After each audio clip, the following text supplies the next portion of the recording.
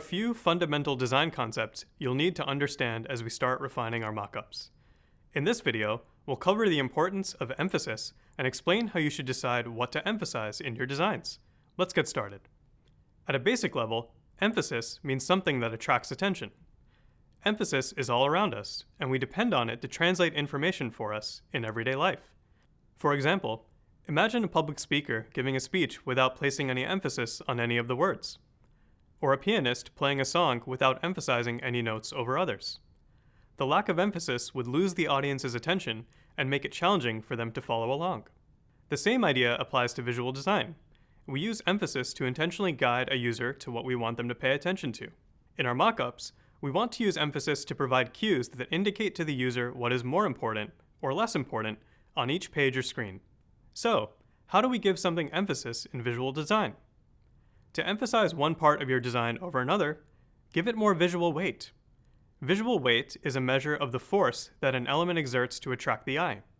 Using variables like size, color, or contrast can give an element greater visual weight. No matter the item, everything has a visual weight. To understand what I mean, check out this mockup created by Josh, a UX designer at Google. It's for an app called Zest that helps users track spices, herbs, and seasoning. The mockup design is fairly simple, but it uses design elements and principles to create emphasis exceptionally well. By using white space and a simple typeface, users are naturally attracted to the app's main content. It's images of spices like turmeric and harissa. The images are large and colorful. They have a very heavy visual weight compared to the surrounding text and background. So you might be wondering how you should decide what to emphasize or add visual weight to in your own designs. The key considerations to think through when you're deciding what to emphasize are: where do I want to draw the user's attention? And what are the user's goals? Using emphasis strategically can make it easier for your users to complete tasks, and that creates a great user experience. So let's examine the role emphasis plays to get users to take action. It should be easy for users to find any action or important information they need to complete a task. As you examine your user journey, you might ask yourself, how am I making it easy for users to complete the tasks they need to do? This might involve adjusting your design's navigation based on the results of any usability studies you conduct at this point. Basically, if someone isn't finding a critical feature easily during the study, you want to find a better way to emphasize it. Check out this mock of the book appointment screen from our dog walker app. What's drawing the most attention, and why? We use the color orange to highlight the Book Sarah button. Booking a dog walker is one of the most important steps in the user's journey, so we emphasized it more than the About section and the customer reviews. It's not that these other sections aren't important. We just really wanted to highlight the primary action that we want users to take on this screen.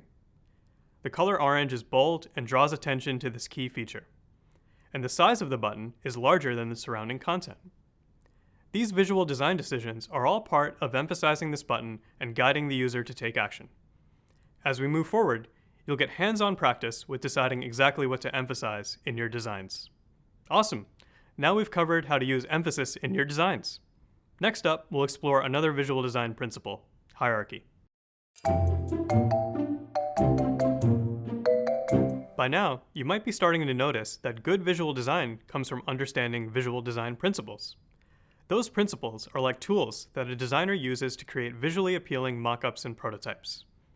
To get started, let's define hierarchy. Hierarchy is a visual design principle that orders elements on a page and highlights them by their importance. The goal of hierarchy is to guide the user. Adjusting size and color is a common way to distinguish hierarchy in visual design. Hierarchy in UX design can help a user understand the relative importance between different elements. You might be wondering how hierarchy is different from emphasis. Although they're definitely related concepts, hierarchy refers to a group of elements that are organized in order of importance. On the other hand, emphasis is about making one element stand out from the other elements surrounding it. Think about when you browse the homepage of a media outlet to catch up on the news. You usually check out the headlines first, right? Most people do this to get a quick idea of what each story is about. The headlines are the elements that stand out on the page because they have the most importance. Below the headline is a summary of the story, which usually has a font that is smaller and less bold. In this case, the typography created hierarchy on the homepage. So why do we need hierarchy anyway? Well, in UX design, we always want to make it clear to the user where to focus first and what action to take. Hierarchy helps point users to the first step they should take in their user journey. With hierarchy, the more important the information is, the more we should make it visually prominent. We apply hierarchy when we create mockups to help users navigate an app effortlessly. Hierarchy helps them find the most relevant information and main action buttons first. Hierarchy also guides the user to the most important places on the page. Let's revisit the Dog Walker app to understand how this applies. This page is part of the second step of booking an appointment. Under the three icons indicating the steps for booking an appointment, there's the text, "Select the dog walker." Ordering this text at the top of the page indicates that most of the content underneath it will contain information about this process. Sizing the text larger makes that point even clearer. As we move down the page, there's the next line of text, availability based on your date and time. This text is smaller than "Select the dog walker," but larger than the details about each dog walker. It's important for the user to recognize that all of the dog walkers listed are available at the date and time they selected. Also, notice that the names of each dog walker are in a darker gray color than the rest of the text associated with that dog walker. Remember, hierarchy highlights elements on their page by their importance, so this subtle design choice indicates to the user that they should focus on the name of the dog walker first, and then look at the other details.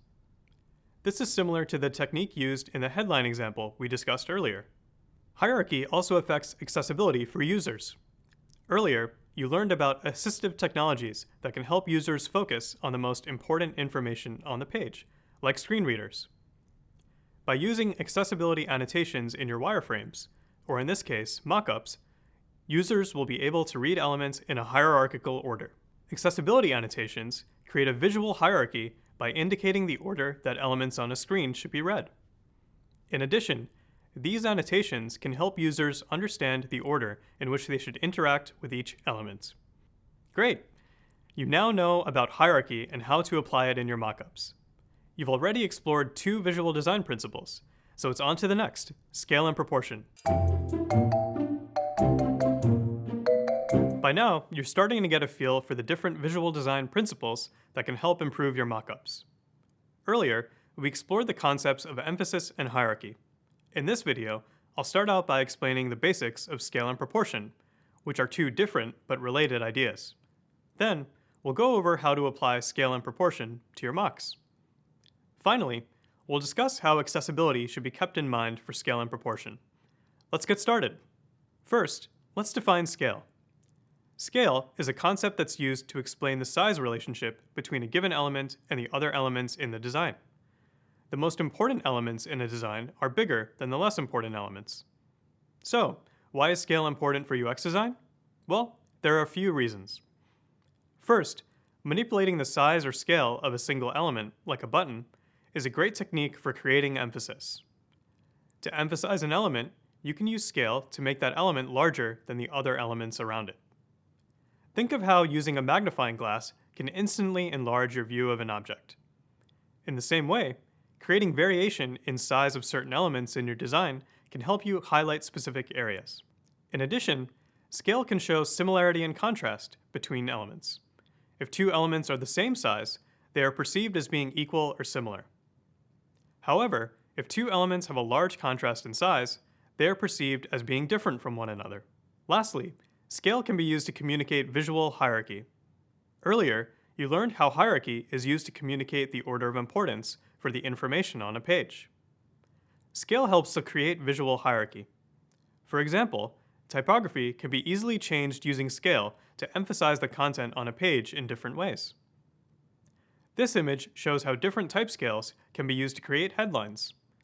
The most important headline, Headline 1 or H1, has the largest type scale and appears at the top of the scale table. H1 headings are usually used to convey the most important content. There are even websites where you can enter your base size of font, and the website will provide you with a type scale, suggesting sizes of font for more and less important information. Okay, now that you've been introduced to scale, let's discuss the concept of proportion. For UX designers, scale and proportion are very closely related ideas, but they're not exactly the same. Proportion is about the balance or harmony between elements that are scaled. In other words, proportion helps UX designers make sure the size relationship between elements makes sense. This means that the elements appear to be in balance with one another. If one element in your design increases in size, then the other elements should also increase in size at the same rate, in order to remain proportionate. Check out this row of icons from our dog walker app. These 3 icons have the same proportions. But imagine we increase the scale of the first icon. Notice how out of proportion they are now? So, how do we make sure the proportions in our designs are balanced? One way is to review the page after changing the scale of a particular element to make sure the overall balance of the design still seems correct. Another way to maintain consistent scale proportions is by including certain size specifications for a design in a design system. We'll discuss design systems in much more detail later on. Great! You're learning the basics of scale and proportion. But how do we apply these principles to our mockups? Let's revisit the dog walker app as an example. On this page of the app, the user has already selected the day and time their dog needs to be walked. Now, they need to select the dog walker. Notice how the images of the 4 dog walkers are the same scale? As we learned earlier, when elements, like these photos, are the same size, they are perceived as being equal or similar. In addition, there is balance or harmony between these elements, which means they are proportional. However, if we change the scale of the images of the dog walkers, they quickly fall out of proportion. If you're like me, looking at these different sizes of images might make you cringe. In addition, the different sizes place an emphasis on Michael's and Melissa's profiles because their images are larger than the others. Remember, if one element in your design increases in size, then the other elements should also increase in size at the same rate in order to remain proportionate. Awesome! You've learned about 2 more visual design principles, scale and proportion. Coming up, we'll go through the principles of unity and variety. In this video, we'll discuss a couple more visual design principles, unity and variety. Let's jump right in. Unity measures how well elements of your design work together to communicate an idea. A design with unity is pleasing to look at, clear to the user, and easy to understand. Unity can be created by using a consistent color scheme, complementary fonts, and consistent spacing. On the other end of the spectrum is variety, which is about varying the elements in your design to break up monotony. Using diverse elements can add energy and pizzazz to a design. There are countless ways to incorporate variety in your designs, like using different shapes, colors, textures, and patterns. Do you have any walls in your house that are painted an accent color? Or have you ever paired brightly colored shoes with a plain outfit? If so, you probably understand how variety can help break up predictable patterns. During the beginning stages of your low-fidelity wireframes, creating unity or variety is not the focus. When you create your lo-fi wireframes, your buttons and graphics are usually just black and white placeholders. During this stage, you're more concerned about how features function together and less about their appearance. When you eventually get to designing mockups, you can focus on the whole picture. Ask yourself questions like, did I use colors in a consistent and purposeful way? Did the typefaces I used work well together? And is there enough variety to keep my design interesting? Keep in mind that neither unity or variety are good or bad. There are parts of your design that require one or the other, or even both. Variety can be used strategically to add visual weight and create emphasis. Think about an app for a news outlet. The most effective media outlet apps have unified designs. Most stories will use dark text on a white background. Now imagine if there was a breaking news report about the weather. The breaking news story background might turn a bright color like red or yellow. Adding this variety to the notification helps break the consistency and lends more urgency to the story. These elements of variety help the breaking story stand out, but they only work because the styles of the other stories are unified. But variety doesn't have to take away from unity. In fact, variety and unity can work together in harmony. Like we discussed in an earlier video, Too much uniformity can make it difficult for users to know where to focus. With too much similar typography or iconography, users can find it hard to identify text and important information from a sea of identical design elements. A balanced combination of unity and variety can provide visual cues for users while maintaining their attention. You want to make sure it's visually gratifying to use a product too. Variety in texture, color, typography, and shape can make all the difference. This variety can add emphasis to guide users to press a button or divert their attention to a section of a page. But be careful. Too much variety can reduce harmony and make it harder to read important info. The key is balance. Let's quickly think about how unity and variety come into play in our dog walker app. Check out the mockup of our homepage. There is a consistent orange color scheme and even spacing between elements. This unity makes the homepage pleasing to look at and easy to understand. Variety also plays an important role here. Most of the design is white or light gray, but the Choose a Time button is orange. This variety in color adds emphasis that guides the user to press this button. Alright, you've learned about so many visual design principles like emphasis, hierarchy, scale, proportion, unity, and variety. There are many more visual design principles you can learn on your own as you continue on your journey to becoming a UX designer. I encourage you to stay curious and keep learning. So far, in this part of the course, we've been discussing visual design principles. Now, we're ready to explore some more complex concepts. In this video, we'll discuss a psychological principle called Gestalt. You might remember learning about Gestalt in an earlier course, but now it's time to learn more in depth.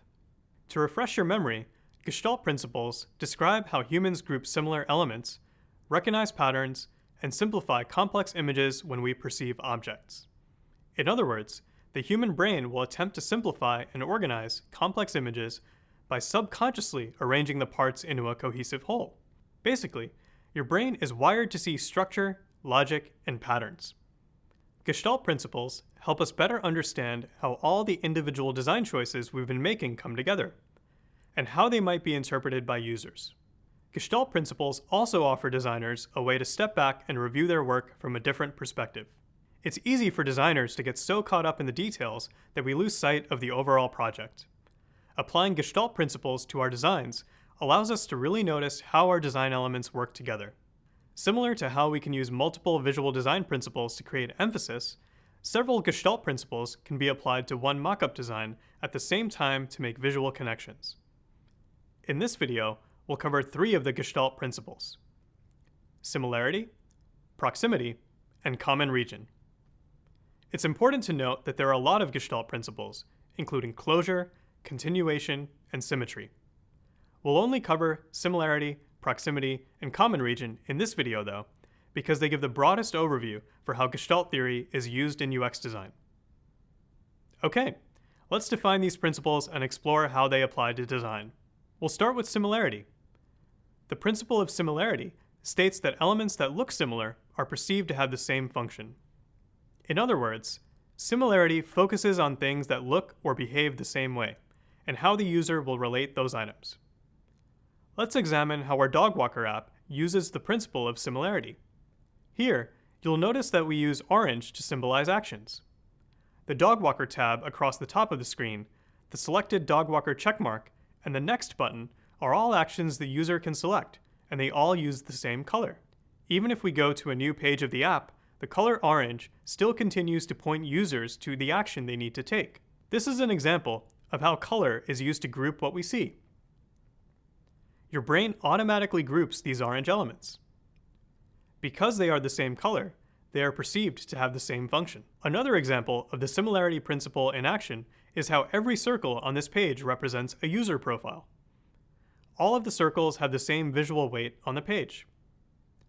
Whether the user has a profile picture like Sarah M, or uses a first initial like Alice or Sal, your brain automatically makes the connection that these similar shapes represent the same idea, a user profile. You'll instantly make this connection when you see other circles of this size in the app. Next, let's explore the principle of proximity. which states that elements that are close together appear to be more related than elements that are spaced farther apart. In other words, humans perceive objects close to each other as connected. The way sighted people and screen readers read is an example of the proximity principle in action. The lack of space between letters or characters tells you that those letters or characters form a word. And the space between and after those groups of letters or characters let you know that a new word has started. The principle of proximity is also used in our dog walker app. When a user is scheduling an appointment with a dog walker, the app provides a horizontal list of the names of the user's pets: Charlie, Broccoli, and Rover. The user selects which dogs need a walk. The closeness of these buttons lets you know that they're related. And the closeness of the list of dogs to the question, "Who is going for a walk?" lets you know that the question is related to this list of dogs. On the other hand, this question and list of dogs is far away from the recurring booking box. The space between these elements indicates that they are not related. Okay, one more Gestalt principle to cover. Finally, there is the principle of common region, which states that elements located within the same area are perceived to be grouped together. Although it's connected to the principle of proximity, the principle of common region differs because it has less to do with spacing elements apart and more to do with using visual elements to form sections. Here, we have a mock-up of an app created by a UX designer at Google named Kai Wei. The app is called Rostery, and it was created to help college professors remember their students' faces and names in a fun and simple way.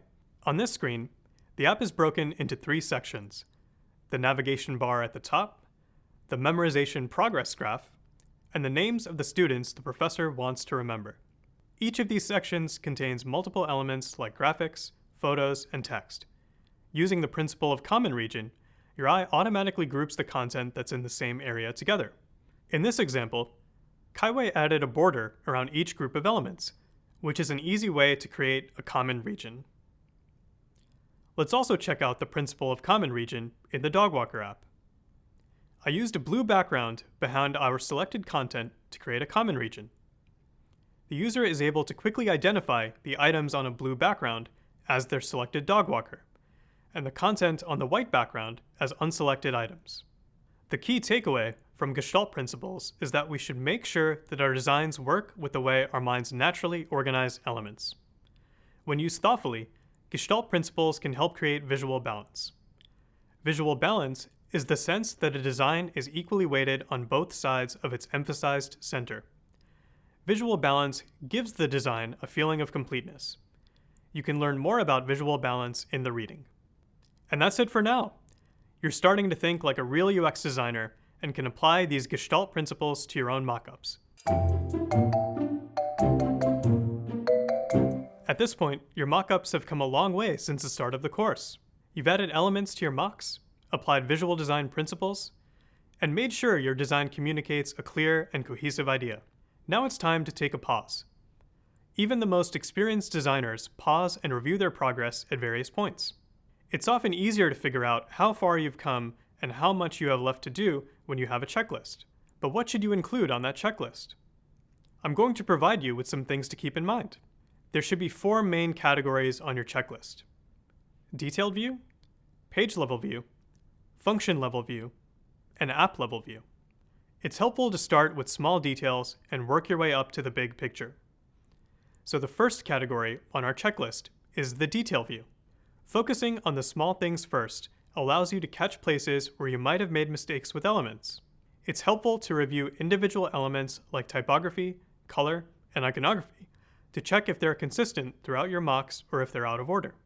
For example, in the dog walker app, when checking my work, I found one icon where I'd accidentally used orange F18530, even though I used orange FA7B17 throughout the rest of the design.